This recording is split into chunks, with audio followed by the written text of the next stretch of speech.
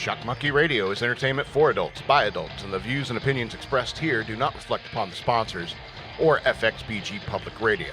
For additional information, please refer to the United States Bill of Rights. Stand warned. Hello and welcome to Shock Monkey Radio. I am your host, the Madman. Thank you. Thank you for tuning in. I really do appreciate it. Get it on. Gotta get it on. Got to. There's a mandate to get it on. No, I'm not Adam Carolla. Anyway, welcome to Shock Monkey Radio. I want to remind you that I have a Patreon. Go to patreon.com/shockmonkeyradio. Send me some money through that way, or use the hashtag Shock Monkey Radio, all one word, on Cash App, and support me. I'm not going to go too much into that. I want to tell you a little bit about a guy named Mike versus Everything, guy I ran across on YouTube.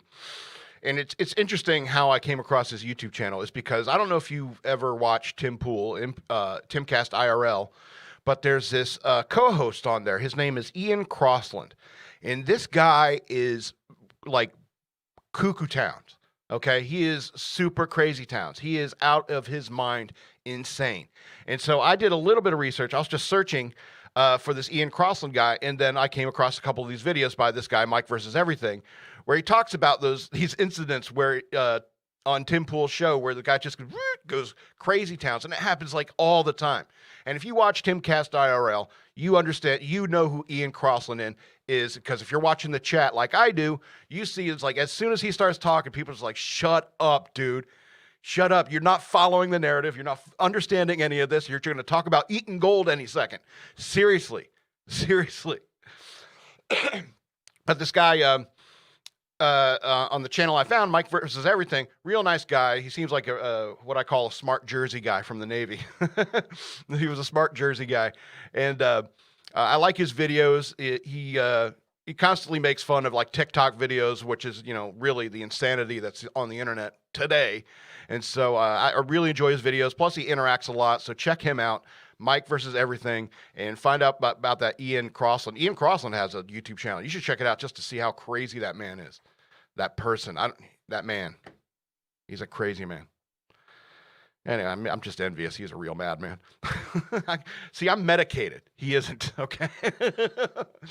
I used to be crazy towns like him, but I mean, even for me, that's a little off the beaten path. So that's all I want to say about that. Check them out, become a patron, and I have a Cash App. Shock Monkey Radio. I'd appreciate it. So let's go into this first bit. Well, good afternoon, Kal-El. I trust your synthetic kryptonite shackles are comfortable enough, within reason. They were designed by a specialist named Scott Free, so struggle all you want. You will never escape. I've brought you here to witness my ascension as the most powerful man on Earth.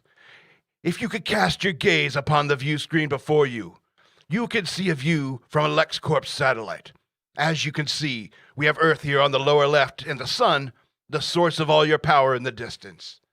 With the press of this button here, I will launch a series of missiles towards the sun, which will cause a solar flare to wipe out all the satellites that are not properly shielded, and only LexCorp satellites will survive the flare, and therefore, only LexCorp smart devices will function following the flare, making my LexCorp smart devices the only functional devices on Earth, which will allow me to monopolize the market.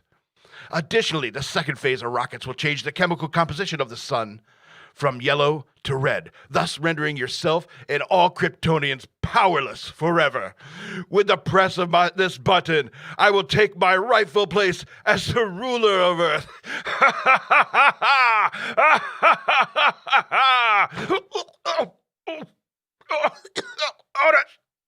Otis, this Tessmacher!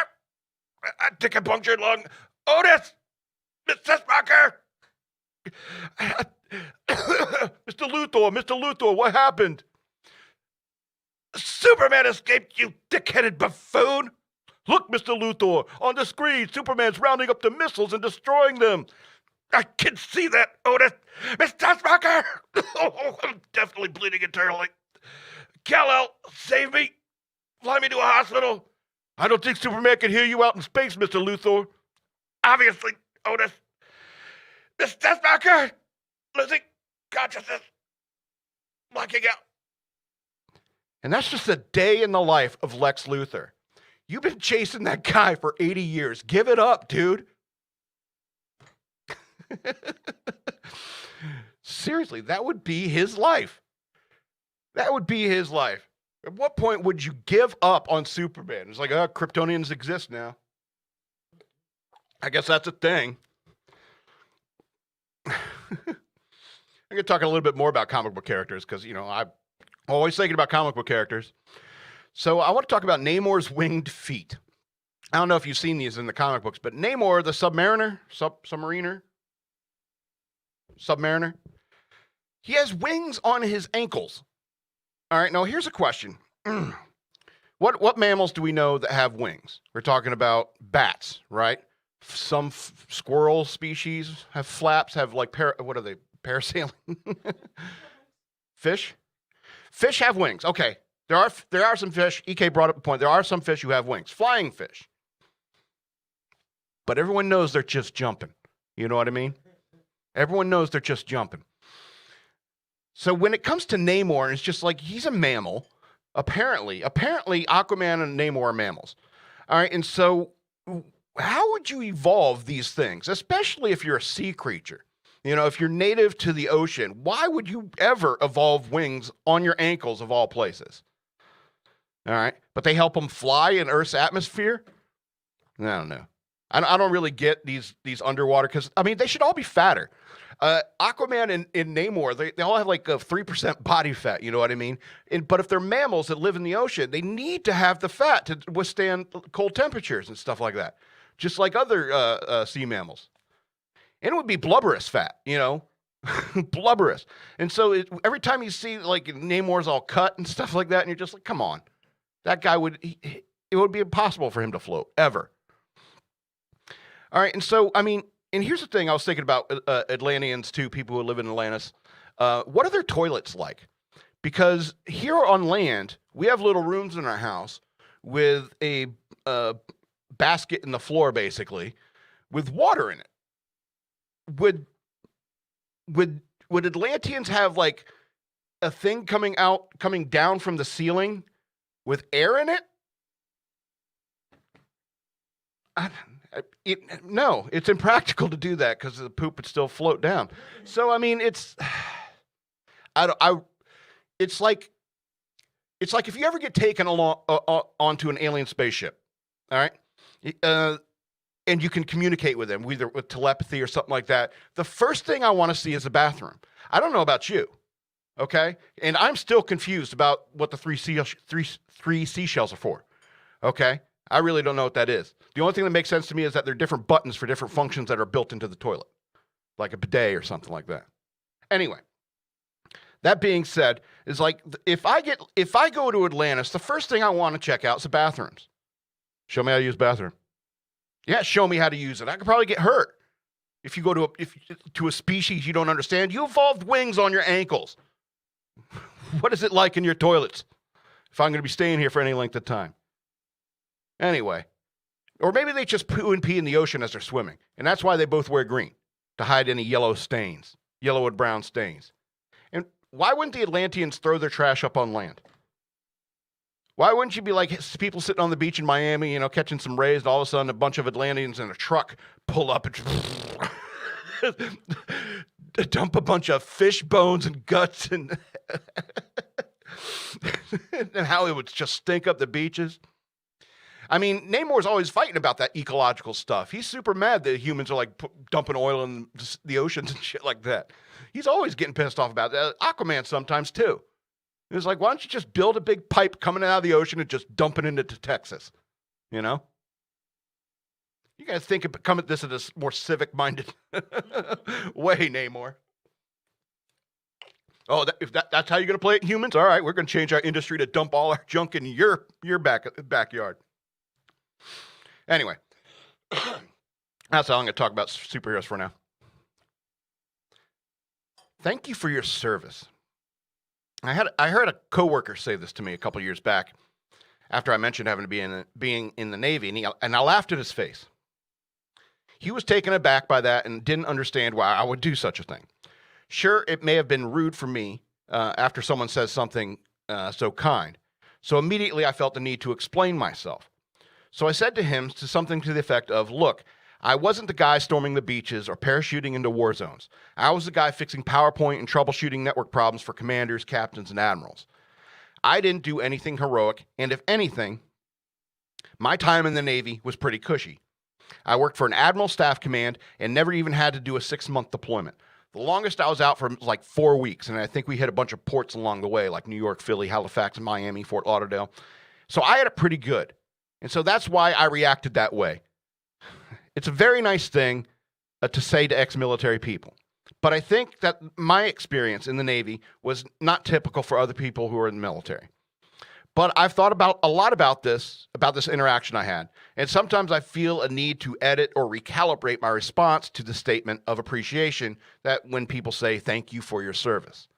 It's hard for me to just say you're welcome and walk away. For the reasons I mentioned before, but because of the more simple fact that I didn't do it for you. I enlisted in 1997 during a time of relative peace. I wanted an adventure, education, and experience, and money for college, which I never used because the state of universities is horrible these days. I enlisted for purely selfish reasons, so it's hard for me to look at myself as a tough-as-nails hero that some people might think I am. I don't even consider myself as a veteran, but a real veteran explained to me that the USS Cole attack happened during my time in the Navy, and therefore I was at risk of attack and therefore worthy of being a veteran. All right. What's funny is that some civilians think that everyone who joins the military is trained to kill with their bare hands, even computer nerd sailors like me. So when it comes to people saying thank you for your service, which obviously doesn't happen every day, but every now and then, I think I'll just say thank you for allowing me to represent you in the U.S. Navy. Because your tax dollars go to feeding, clothing, housing, and educating, like the GI Bill, everyone in the military. So thank you. Also, the military doesn't just take anyone. A few years ago, a friend of mine asked me to go down with him to the Navy recruiter, and they gave him a practice ASVAB test, and he didn't do very well on the language portion. The guy speaks 3 languages, and English is his third. So the Navy recruiter suggested the Marine Corps and Army recruiters down the hall. Not only that, but you have these physical standards just to get into the military. You have to be able to do some push-ups and sit-ups, and you can't be too fat, blah, blah, blah. Obvious stuff. But these requirements for entrance are like the American people saying, you're too fat to protect us, or you need to speak English gooder to be in the Navy. It's not easy to get into the military, and they don't just take anyone.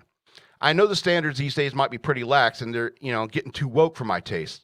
But there are people trying to get into the military today and are getting turned away. So thank you, American taxpayer, for allowing me to represent and defend you. You might think you might be some idiot liberal yahoo, but I don't want our enemies to just sail across the sea and kill you. You're American too, and it's an honor to have been deemed mentally and physically fit enough to serve my fellow Americans in the Navy. Thank you for your service. And your dollar GI Bills, y'all. All right, well, it's been a while since we've done a mailbag, so let's do a mailbag. Okay, so open the inbox here. Okay. We got a lot of your ugly emails. I know. I have a mirror. Okay. You're ugly. You're fat. Okay. Ugly. Okay. Here's one. Why do you use big words when you're trying to prove? Are you trying to prove that you're smart? No, I am not Bill Maher. I'm more like Dennis Miller. But I don't try to use big words to make you or anyone else feel dumb. I don't get a rise out of that. It's just that those words are in my head and accessible when I speak or write, and when I try to convey a thought, or I just reach for the first words that convey that thought. I'm not trying to make anyone feel dumb. If anything, I find this habit of mine to be frustrating because I would have to give definitions while speaking to people who spend less time reading than I do because I never get laid. I don't want you pausing my videos or podcasts so that you need to Google some word I just used. I'm sorry about that. It's not intentional, but it's not like I'm ever going to forget the big words. I've learned over the years, so I don't know what to tell you. Okay, here's another good one. Madman, last week you did a segment saying you want an apology, and you kept saying Palestinian instead of the people responsible for the rocket attacks on Israel, which is Hamas. There is a difference between Hamas and the Palestinian people. Thank you. Okay, yeah, sure. You have a point. However, it is Palestinians that voted in Hamas government representatives. Hamas hides among the Palestinian people as human shields, and if you polled the average peaceful Palestinian, you'd most likely discover that they are totally cool with Hamas killing Jews because Palestinians generally are also anti-Semitic. If the Palestinians are so peaceful and not affiliated with Hamas, why do they tolerate their bellicose presence? Why do these peaceful Palestinians not run to help the Israelis in defense of the Jewish lives? I find it the duty of all good people in the world to fight objective evils like anti-Semitic violence. And those Palestinians who do not fight against Hamas might as well be Hamas as far as I'm concerned.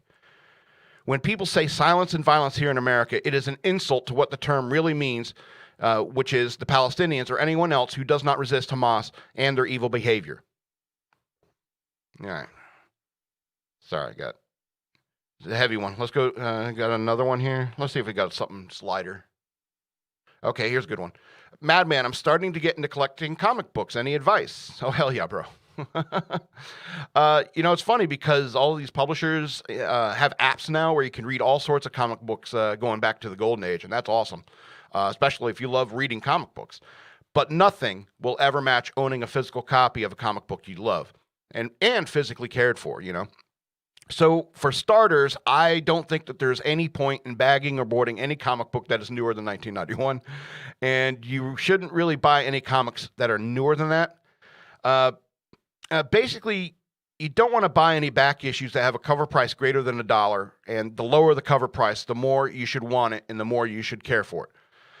Basically, you want to collect Silver and Golden Age comics to some extent, and the Bronze Age to some extent, keep in mind as well that these comic book ages have different size comic books, so you'll need different size bags and boards.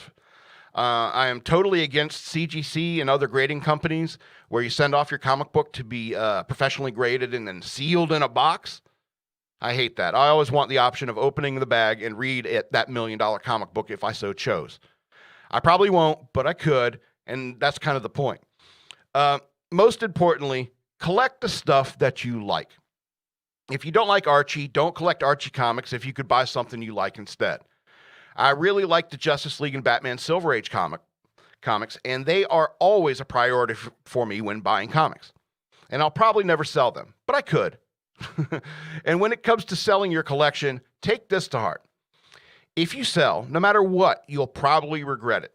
But when it comes to needing money, sometimes you have to make sacrifices.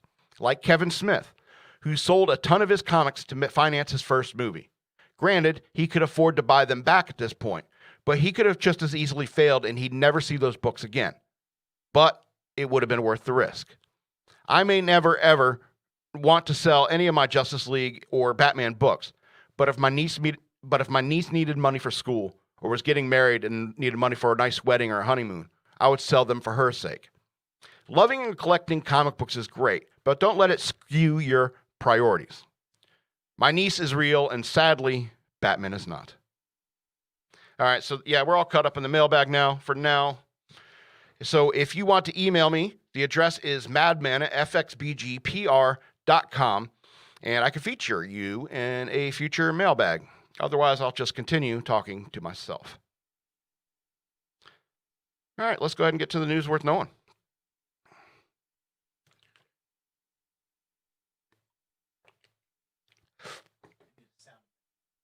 Yeah, I guess so.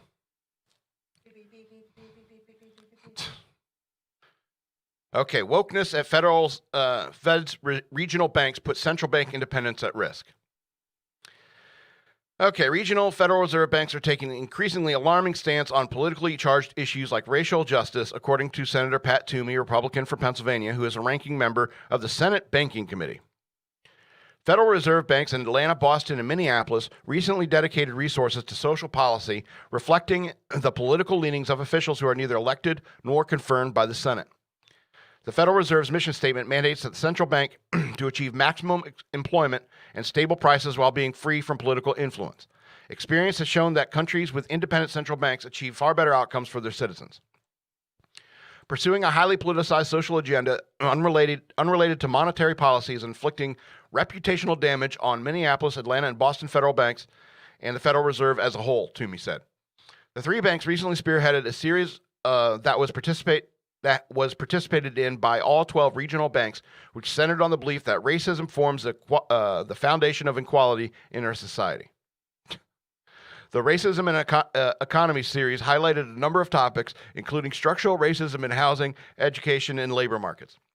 Atlanta Fed President Raphael Bostic, who is the first black Fed president, why is that relevant? Anyway, on Monday, your Fox News, why is that relevant? Anyway, on Monday told Axios that that should he become the Fed chairman, he would steer the central bank towards economic inclusivity and equity. Golly, that's why. Earlier this year, he said there was definitely merits to reparations, called the changes to Georgia voting laws troubling. That came after last year he published a letter titled "A Moral and Economic Imperative to End Racism." The Minneapolis Fed, meanwhile, in its 2020 annual report, renewed its commitment to dismantling systemic racism. Because, yeah, the bank has everything to do with that. Where did I lost my place? Dang it. Anyway, so here's the point of this, why I picked this article, is that, when it comes to the important things, like science, like real science, I hope we're keeping all this, nonsense out. And it's the same when it comes to finances, in my opinion. Especially when it comes to federal finances, is that this is too important to get bogged down in all this, focus on race. What does it matter? It's like if they're the best person for the job, they're the best person for the job. This is America, and that's all there is to it. You don't need to have quotas. You don't need to have people, it's like, banks should not be having their fingers in that anyway. Just count the beans, bean counters. Why are you coming out of your office bringing all this social justice nonsense with you? Go count your beans. Anyway. And that's the point, is that these are unelected people. And they're doing crazy things with this money, and they're always trying to throw in race cards and intersectionality and anyway. You know how I feel about all that. Anyway, let's go to the next story. Teachers, unions, and education officials push woke leftist policies in schools across the U.S. Got to get them while they're young. Get them while they're young. Many teachers and teachers' unions in recent years have pushed left-leaning policies both in schools and in the public sphere, a phenomenon that has been highlighted by more intense focus on schools and unions amid the coronavirus pandemic battles over how to teach about race in schools. The progressive push goes from individual classroom teachers all the way to the highest education officials in the land, including President Joe Biden's Education Secretary Miguel Cardona. And the ideas and policies advocated range from the anti-racism to single-payer health care and ending male-centric language. That's quote-unquote male-centric language. Quote, "We need teachers behind this wave of curriculum becoming more woke," Cardona wrote in 2019 email when he was the Connecticut Education Commissioner. Fox News obtained an email via the Freedom of Information Act request. Cardona was discussing strategy for drafting and promoting a new class on Black and Latino studies, which will be mandatory for all Connecticut students starting in fall of 2022. Under the leadership of Secretary Cardona, the Department of Education remains committed to advancing educational equity and ensuring that we prioritize, replicate, and invest in what works for all students, not just some, U.S. Department of Education spokesperson said in response to Fox News revealing this email. But the progressive lurch among educators and education officials is often just as prominent in teachers and local school officials as it is among high-profile individuals like Cardona. The teacher Cardona was advocating to be on the panel to help create a Black and Latino studies curriculum named Megan Hatch-Geary, presents herself on Twitter as anti-racist focused educator. She issued a statement lauding Cardona for caring about what teachers think so they would be on board with this vital initiative. In more recent years, the New York Post reported this week that a middle school principal in Brooklyn wrote an email asking teachers to take a political stand against Israel amid the fighting between the Jewish country and the Hamas terrorist organization. Jeez Louise. Quote, you could take action today by protesting, attending a vigil, making a public commitment to Palestinian liberation, signing a petition, or calling your government officials to place sanctions on Israel. Spelling in Czech is real. Idiots. See, they don't even know how to spell it. That's why spelling matters. Now, give people a hard time for being grammar Nazis. There's a point. There's a point to knowing how to spell. So you can't spell Israel, you come off like an idiot. The email said, according to the Post. Just shove the editorials right in the middle of the story. All right. The time, quote, the time is now to take a stand for the impacted state-sanctioned violence and crimes against the humanity of the most vulnerable in our world. Meanwhile, a trove of public records released on Wednesday by a conservative nonprofit Judicial Watch showed that Montgomery County Public Schools in Maryland spent $454,000 in November on an anti-racism audit.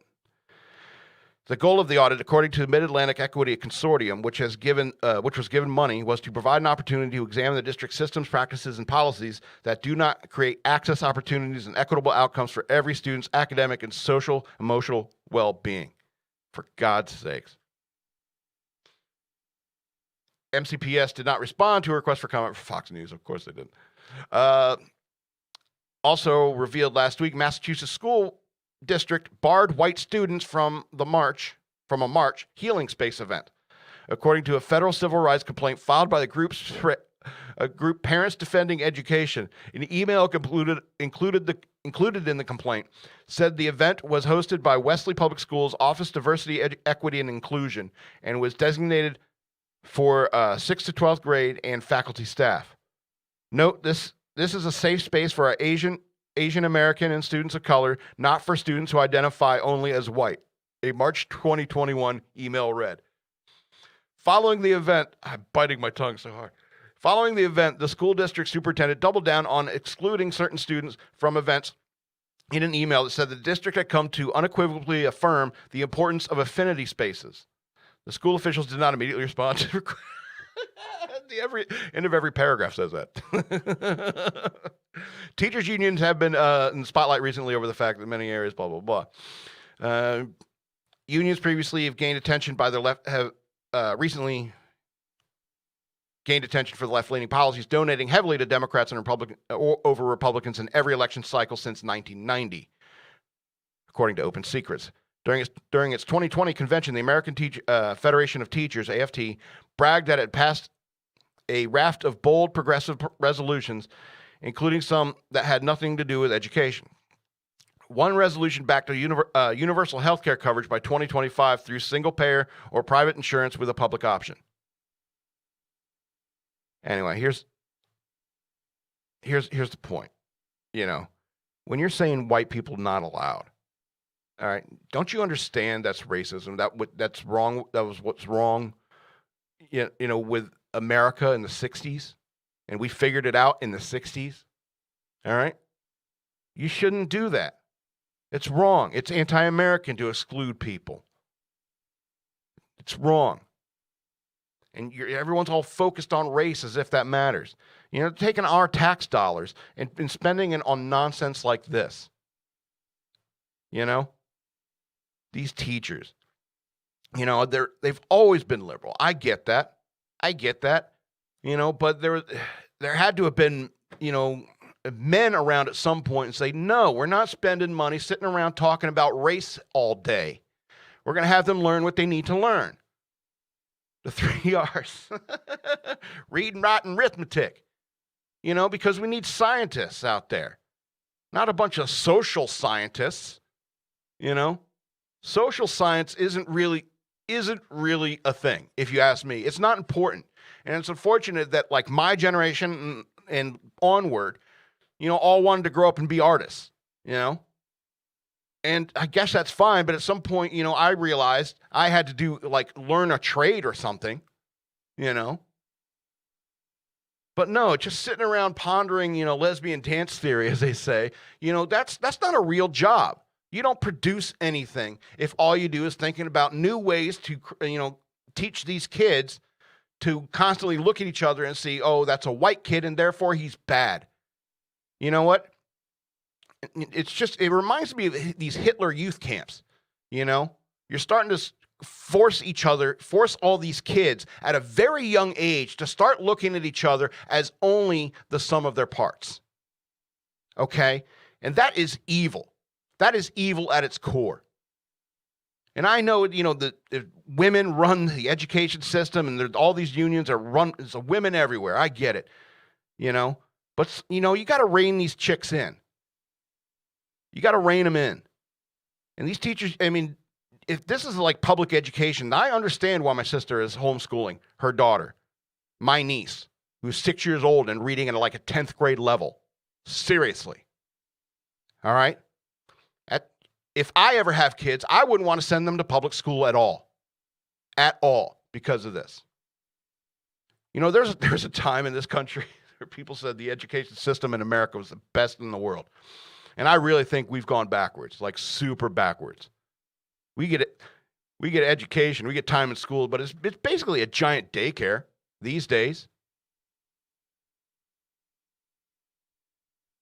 It's even in 10th grade, they're just walking up to the windows and drooling on it. Yeah, eating Tide Pods and shit. Don't put that in your mouth. Are you 17 years old? Are you 17 years old? Don't put that in your mouth. You're going to bring back those Mr. Yuck stickers. All right, let's go on to this next story. And that's what else am I going to rant about? Oh, we're cruising, aren't we? Michigan Governor Whitmer is the latest Democrat caught in the act of the COVID-19 rule hypocrisy. I'm sure you've heard about this because a lot of people are talking about it. Michigan Governor Gretchen Whitmer is just the latest Democrat facing backlash for flouting social distancing as she urges the public to follow her state's coronavirus guidelines. Whitmer apologized Sunday after a photo emerged and appeared to show her disregarding social distancing guidelines at a bar. The photo showed the governor with a large group of people at the Landshark Bar and Grill in East Lansing, Michigan. Whitmer appeared to be with a dozen people with tables pushed together, although the state still requires social distancing at restaurants with no more than 6 people at tables. Sounds like a good time. What's wrong? The group was unmasked and there seemed to be no social distancing. It was an honest mistake. This is a quote from Whitmer, and I apologize for it, she said at a press conference Monday. I think that we have specifically not gone forward and penalized businesses trying to do the right thing. And those that have flouted but put people's safety at risk that are most concerning. I don't know that there's a lot more for me to add at this point in time other than those former Spartans who know the establishment should be aware that it's now a restaurant and they have pretty good pizza. All right. Anyway, Whitmer was seen without a mask, ignoring social distancing. Gavin Newsom. This I'm going to skip to this one. California Gavin Newsom is now facing a recall after photos surfaced of him socializing without a mask at a posh restaurant in wine country north of San Francisco. Newsom came after violating for at least 2 of California's coronavirus rules by attending a 12-person birthday party at a French Laundry restaurant in November of 2020, after urging Californians to only interact with members of their own household. Hey, that sounds like a good time. What's the problem? Why are we talking about this? Who cares? Anyway, let's go on to this next. Who is it? John Kerry, member of the Biden administration, was caught not wearing a mask while on a flight to Washington, D.C. from Boston. Republicans were quick to mock the former Democratic president. Hey, what's the big deal? He wasn't wearing a mask. They don't even listen to themselves. You know what I mean? Why should we listen to them? Mayor Michael Hancock has apologized to critics who pointed out his 2020 holiday travel plans visiting his family in Mississippi as hypocritical as after he advised Coloradians to have virtual gatherings in light of the pandemic. Came under fire after reports surfaced that he boarded a flight to Houston before heading to Mississippi to visit his wife and daughter. Hey, what's the big deal? Who cares? They don't even listen to themselves. They ignore the nonsense that comes out of their mouths. I've been flouting those rules too. It's like the speed limit's 55, but everyone's going 60. Okay? It's all right. It's that guy who's got the POS and he's only going 45 in the right lane. He's the one that's slowing everybody down. And that's Joe Biden. Okay? It's so, I don't think they should apologize for this stuff.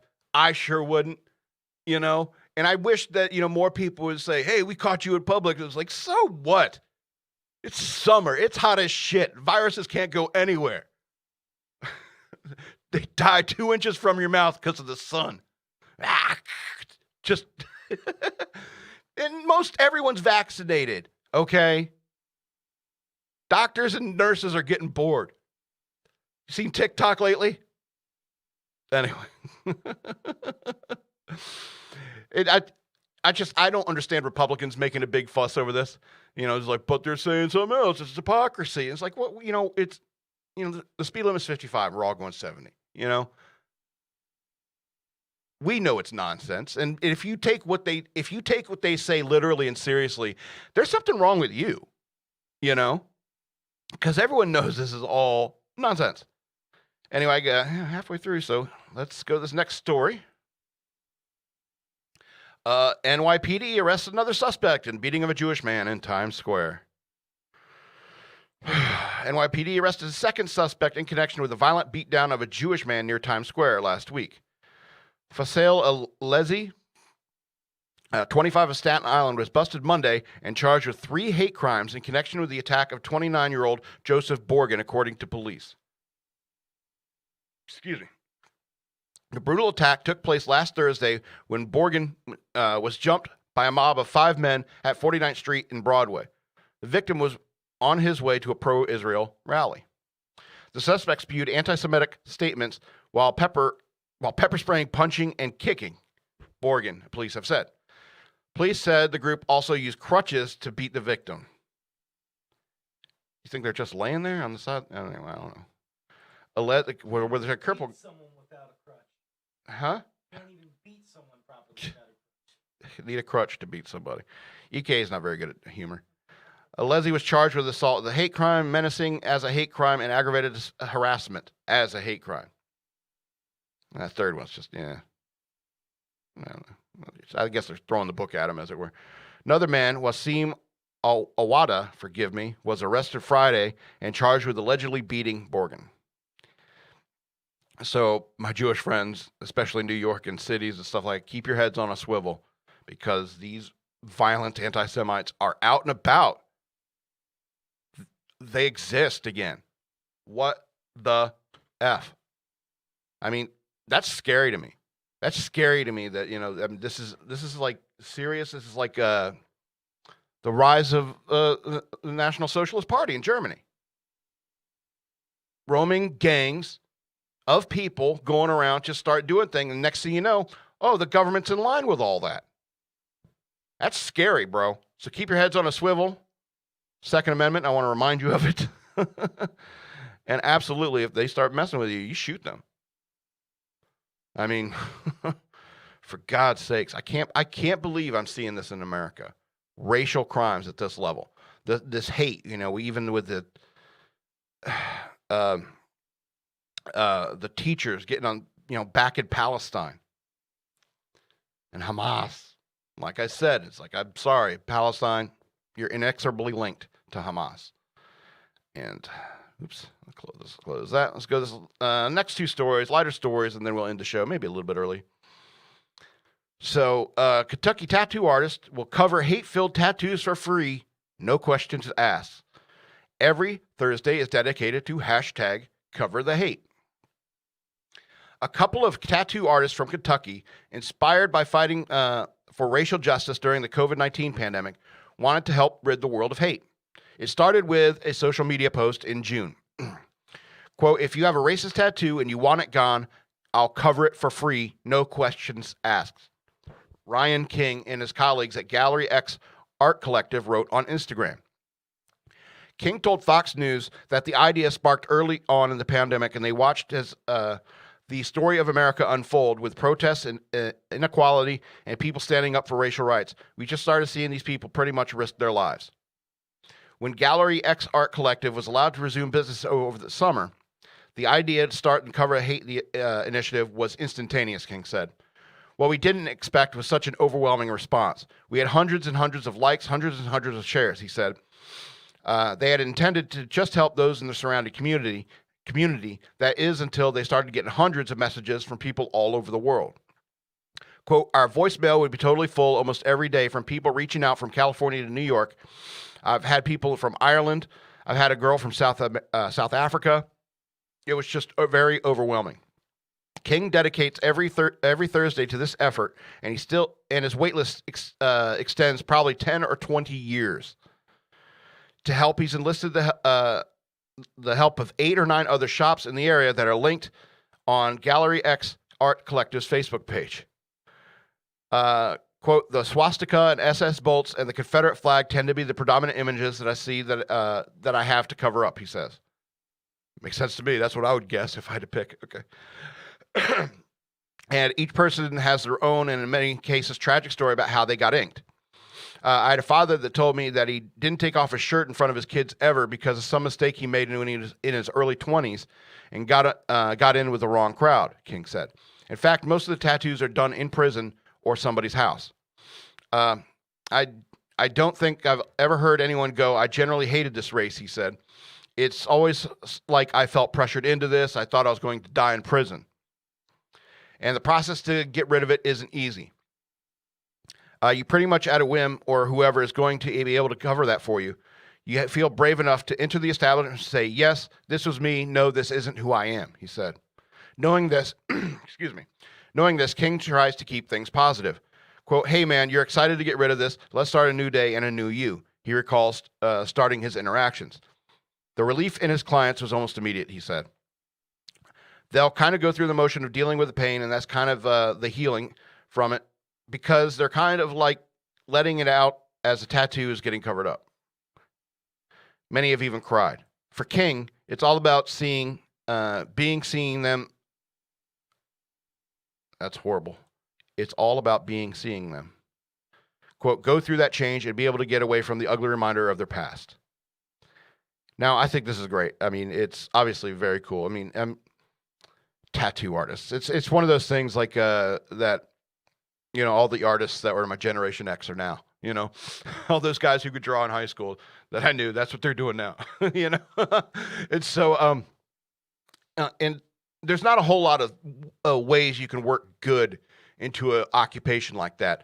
But I mean, and he's even taken a wait list, you know, enlisting the help of other tattoo shops. I think that every tattoo shop should get on board with this concept, you know, because everyone has a dumbass 20s. You know, there's these people who are getting these COVID tattoos today. All right. People are getting tattoos of when they got vaccinated.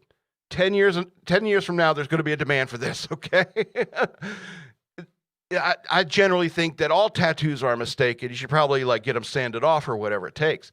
You know, that being said, is like covering it up seems less painful.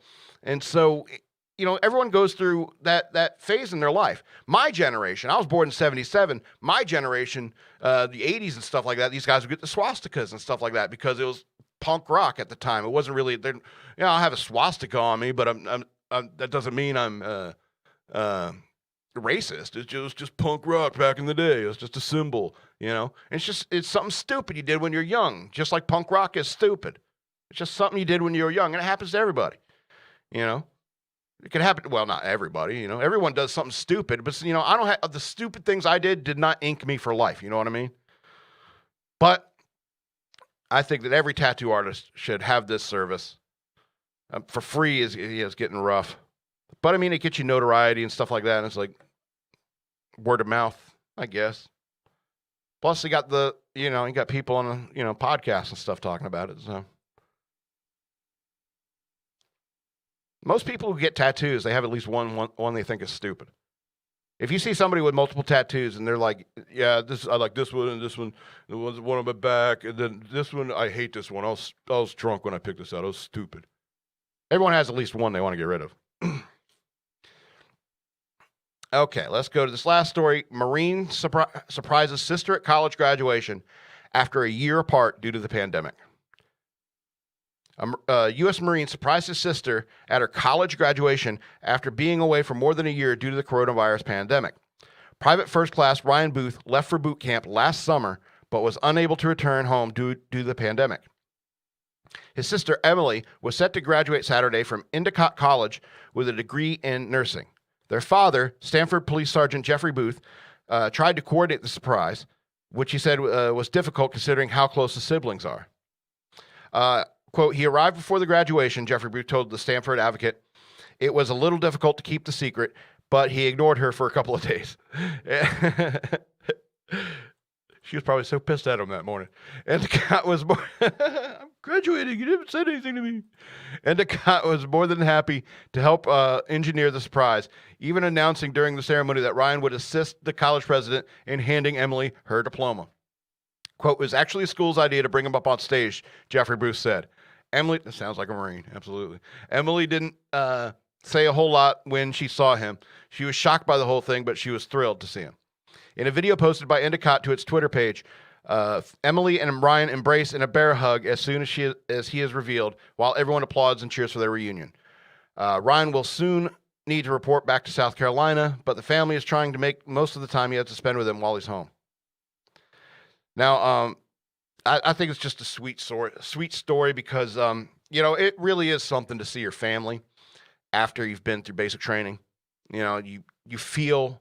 Once you get through basic training and probably your school, because after, it's been a year, so he's probably been to school as well, and probably ready to be deployable. So after a year, but when you first see your family after going through that experience, you look at them differently and they look at you differently, and it's like and because you've drawn on things they've taught you in your past, experiences you've had with them in the past, you draw on them during your training and you just want to connect with them again. I wish there's a way to explain it, but because your dad will, you hear him whispering something in your ears. You're doing push-ups. It's like, yeah, you should have listened to you about that. Yeah, I run my mouth too much. You're right. Constantly doing push-ups because I'm talking in line at the galley. Yeah. And so so you definitely want to see them. And it's a whole year is a good time. I saw my parents, boot camp was like 13 weeks. I saw them at the 13th week. They came up for my graduation, a passing review. So, that's just a happy little story. It reminds me of when I first saw my family because, your family is an important thing. Hold on to them, take care of them. Sell your comic books for your niece, so she can go to school or needs a wedding. And so, because, we're human, we're all human beings. We're all going 70 miles an hour in a 55-mile-an-hour zone. And, you can sit here and make fun of those Democrats and not wearing their masks and flouting the rules. And it's like, but if you're not following the rules, nobody is. And, nobody has been for a while. All right? Everything's going to be okay. And I think you and I both know that. Anyway, we're going to call this the end of the show. I want to remind you again to go over to patreon.com/shockmonkeyradio, become a patron.